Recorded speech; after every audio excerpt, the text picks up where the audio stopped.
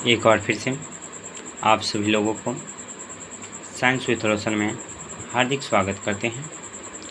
आज के वीडियो में हम लोग जानने वाले हैं गॉस की प्रमेय क्या है। गॉस की प्रमेय को जानने से पहले हम लोगों को विद्युत फ्लक्स के बारे में पता होना चाहिए। विद्युत फ्लक्स क्या होता है? किसी भी बंद पृष्ठ के लंबवत गुजरने वाली कुल विद्युत बल रेखा की संख्या की माप को विद्युत फ्लक्स कहते हैं। जैसे यह क्या PQRS एक बंद पृष्ठ है, इससे गुजरने वाली विद्युत रेखा क्या है? E। इसे E से सूचित किया जाता है। फाई बराबर होता है E cos थीटा। विद्युत फ्लक्स का फॉर्मूला क्या होता है? फाई। इस विद्युत फ्लक्स को क्या चीज़ से सूचित किया जाता है? फाई से सूचित किया जाता है। फाई बराबर E cos theta. E cos theta को अगर वेक्टर रूप में लिखेंगे तो वेक्टर फाई बराबर vector A dot vector E। चलिए, आई होप आप लोगों को विद्युत फ्लक्स समझ में आ गया होगा। अब जानते हैं गॉस की प्रमेय क्या है। गॉस की प्रमेय क्या है, इसे साबित करें। गॉस की प्रमेय क्या है यह जानते हैं। कार्ल फ्रेडरिक गॉस ने किसी बंद पृष्ठ से गुजरने वाले संपूर्ण विद्युत फ्लक्स उस पृष्ठ के द्वारा प्रतिबद्ध कुल आवेश का 1/ε0 गुना होता है, जिसे गॉस प्रमेय कहते हैं। और इससे नहीं तो एक और परिभाषा हम लोग जानते हैं। किसी बंद पृष्ठ से होकर गुजरने वाली कुल विद्युत फ्लक्स का मान बंद पृष्ठ के अंदर की कुल आवेश एवं निर्वात की विद्युतशीलता ε0 के अनुपात के बराबर होती है। इसे गॉस की प्रमेय कहते हैं। डेट इज फाई बराबर इंटीग्रेशन ऑफ बंद पृष्ठ का integration of vector E into vector D है।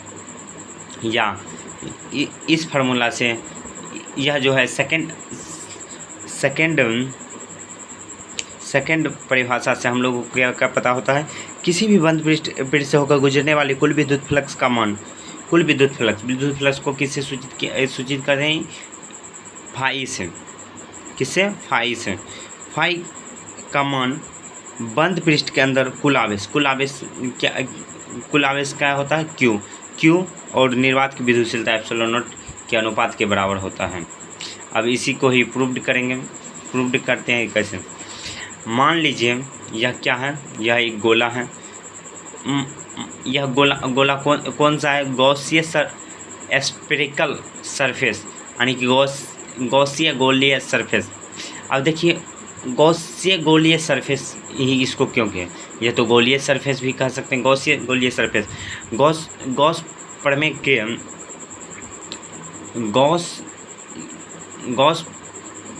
गॉस फार्मूला के लिए जिस बंद पृष्ठ या जिस पृष्ठ का चयन किया जाता है उसे गॉसिय पृष्ठ कहते हैं।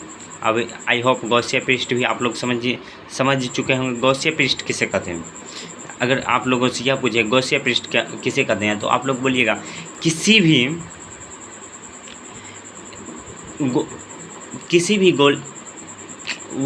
वह पृष्ठ जो गॉसिय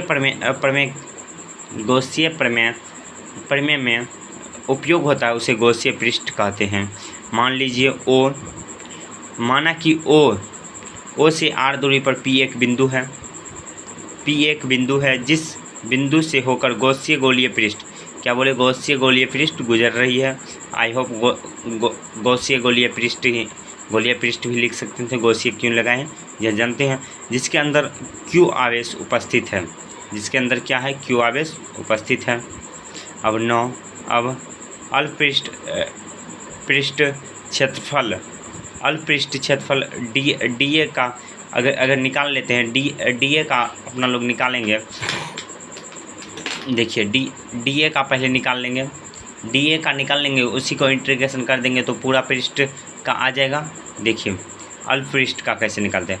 अल्प पृष्ठ का क्षेत्रफल डी ए के लिए विद्युत फ्लक्स डैश फाई बराबर vector E dot vector D A vector. इससे पहले भी हम आप लोगों को बता देंगे vector A dot vector B बराबर ए बी कॉस थीटा होता है। तो यही फार्मूला का यहाँ पे उपयोग होगा। तो क्या हो जाएगा डी फाई बराबर E D A cos theta. Here theta बराबर 90 डिग्री या थीटा बराबर 0 डिग्री, सॉरी थीटा बराबर 0 डिग्री। यह कैसे हुआ यह जानते हैं पहले। यहाँ पे देखिए यह क्या है, विद्युत क्षेत्र की तीव्रता, जिसे विद्युत क्षेत्र की तीव्रता है क्या ये इसको देखिए यहाँ इस पे कितना डिग्री का कोण बन रहा है, 0 डिग्री का। काहे कि देखिए इधर भी विद्युत क्षेत्र की रेखा किधर है, इधर है, और बल किधर लग रहा है, इधर ही लग रहा है। इसीलिए यहाँ पे क्या हो जाएगा 0 डिग्री का कोण बनेगा। 0 डिग्री का cos 0 का मान कितना होता है 1, cos 0 का मान 1 होता है। इसीलिए डी फाई बराबर cos 0 का मान कितना होता है 1 इंटू ई डी ए बराबर E D A. D phi बराबर 1/4 pi epsilon not into Q by are square by into D A. अब देखिए विद्युत क्षेत्र की तीव्रता बराबर होता है ई बराबर 1/4 pi epsilon not into Q by are square. यह फॉर्मूला आया होगा, आप इससे पहले ही आप लोग जानते ही होंगे। ई बराबर क्या फॉर्मूला होता है, विद्युत क्षेत्र की तीव्रता बराबर 1/4 pi epsilon not into Q by R. अब अपना लोग क्या करेंगे इसलिए संपूर्ण गोलीय पृष्ठ के विद्युत फ्लक्स डेट इज इंटीग्रेशन बंद पृष्ठ के लिए करते हैं तो यहाँ पे बंद का चिन्ह लगा लेंगे। इंटीग्रेशन और डी फाई बराबर integration of 1/4 pi epsilon into Q by are square into d है। यहाँ पे क्या वेरिएबल क्या है, डी है। तो डी को इंटीग्रेशन में रखेंगे और बाकी सबको बाहर। Phi into 1/4 pi epsilon not into Q by are square बाहर आ गया, और इंटीग्रेशन में क्या है डी है।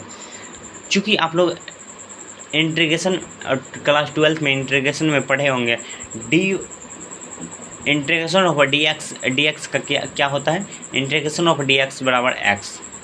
यह आप लोग 12th में पढ़े होंगे। एक्स प्लस सी होता है, पर यहाँ पे सी उतना मायने नहीं रहता। यह मान लीजिए हम डेफिनिट के लिए निकाल रहे तब तो डेफिनिट के लिए तो सी अपना लोग लगाते नहीं हैं, इसलिए डेफिनिट इंटीग्रेशन में सी उतना मायने नहीं रखता है। इसलिए डी फाई बराबर E 1/4 pi epsilon not into Q by are square into A. यहाँ पे भी D integration of D A का क्या हो जाएगा ए। यहाँ पे गौसीय पृष्ठ क्या लिए हैं, गौसीय पृष्ठ क्या लिए हैं, गौसीय पृष्ठ गोल लिए हैं। तो गोला का आयतन क्या, गोला का क्षेत्रफल क्या होता है 4 पाई आर स्क्वायर। तो फाई बराबर 1/4 pi epsilon not into Q by are square into 4 pi r square. यहाँ पे कटने वाला क्या चीज़ है, 4 पाई कट जाएगा, 4 पाई आर स्क्वायर कट जाएगा, यहाँ पे भी आर स्क्वायर और 4 पाई कट जाएगा। तो क्या बचेगा फाई बराबर Q by epsilon not. I hope यह वीडियो आप लोगों को समझ आया होगा। अब देखिए कोई पूछ देगा यहाँ से फाई का ऐसे मात्रक, कोई अगर आप लोगों से पूछेगा फाई का ऐसे मात्रक क्या हो जाएगा, यह कितना है, आवेश का ऐसे मात्रक कूलम और एप्सिलॉन नोट का क्या होता है कूलम स्क्वायर न्यूटन -1 और मीटर -2। तो इसका क्या हो जाएगा, ऊपर जाएगा तो न्यूटन मीटर स्क्वायर पर कूलम। जो यही से